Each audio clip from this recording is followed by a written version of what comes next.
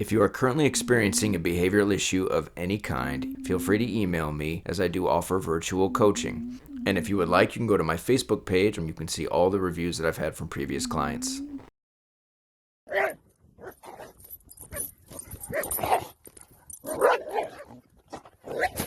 In the previous series, we explored the process that I took with Chance the Border Collie the day that she stayed with me and my dog Grey Goose. My name is Kevin. I've been working with dogs for 16 years. I currently help dog owners resolve behavioral issues that have developed in their dogs. I make the distinction on my channel that dog training is exclusively skill-based, while behavioral issues are largely socially related. So the focus of this channel is canine social dynamics and the relationship dynamic between dog and human. When I engage in resolving behavioral issues in dogs, I do not use treats, I do not use toys, I don't use play. My focus is on what's happening on a social level between dog and dog owner. One thing I love about recording sessions like this is it gives an opportunity for the owners, once I return their dog to them, to see what we did on that day. But it also gives them a visual reference of what to do and what not to do on a day-to-day basis with Chance.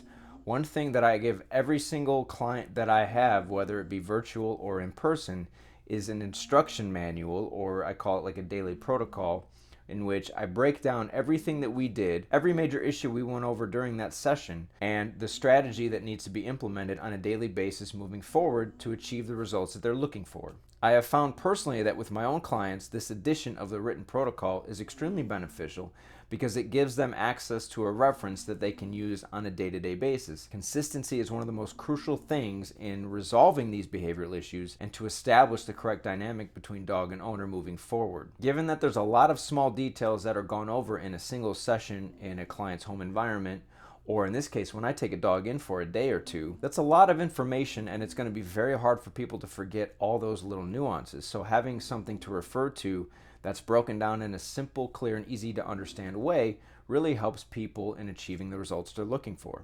I love showcasing owners like Chance's because it really highlights that this comes down to the relationship between dog and owner. It comes down to what's done on a daily basis as you live with your dog on a day-to-day basis. It comes down to each one of those little interactions that take place, whether it's in the home, whether it's on the leash, whether it's in a public environment. So the credit really does go to the owners in this instance because they've taken all the information and the strategy that I've given them, and they've obviously watched the videos that I provided, and they've implemented that on a daily basis to build the relationship with Chance that they were looking for. So to answer the question, when they brought Chance back to the vet's office for her next visit, was it a success? What they had said to me, they sent me a text and it says, "Hi Kevin, wanted to give you an update on Chance. Just had her to the vet for rabies and heartworm test. She did great. Did muzzle her. She grumbled once with no aggression compared to last year when she wanted to kill everyone. Thank you."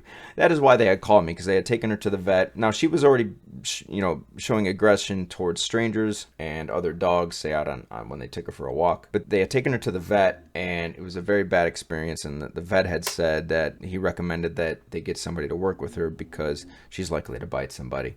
Now, my first two experiences with Chance, I would tend to agree with that. However, just only certain circumstances, I think Chance would actually bite somebody, because a lot of her aggression was very defensive in nature. But I just responded and said, "Oh my God, that's wonderful that this news just made my day." It really does make my day when I get these updates. You, Chance, and your family are so welcome. And then I asked if I could share this update. And then she said the vet said she probably didn't need the muzzle either, but just a precaution. And so I said that's also a testament to the work you guys have done with her. Excellent job. And of course, there's nothing wrong with having safety measures in place, especially when your dog has been aggressive in the past. You're bringing them to an environment where there's other people, other dogs, the vets, the vet techs. We want to make sure things are safe. But she did respond to that by saying she didn't pay attention to the other dogs either. She just got on the scale, walked in the exam room, which I think that's just icing on the cake. The fact that if you'd seen the video, the part one at the beginning, Chance was demonstrating aggression towards other dogs, and so the fact that they took her to the vet and she wasn't engaging this way at all, and it was a smooth experience, I'm so proud of them, and I'm really happy for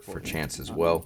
I would love to get more updates from them in the future, and I'm hoping maybe next time they go, It'll be even better until they can bring her to the vet, and it'll be a smooth, pleasant experience for everybody, and hopefully we'll eventually be able to take the muzzle off and not have to worry about anything. Now, I know that these videos are lengthy, but if you have similar issues with your dog, I highly recommend watching the full videos. There's a lot of great information, and there's a lot of small details that may also apply to you and your dog. So taking the time to study these things may greatly benefit you as well.